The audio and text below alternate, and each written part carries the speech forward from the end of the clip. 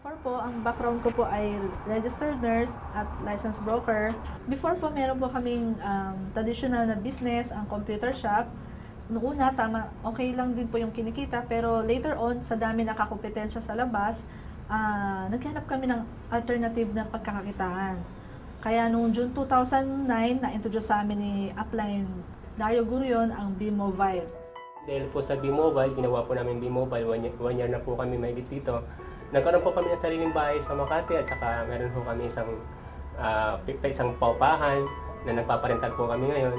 Ngayon ho, kahit may pamilya na ho ako, yung family ko po, natutulungan ko po sila pagdating ho sa financial.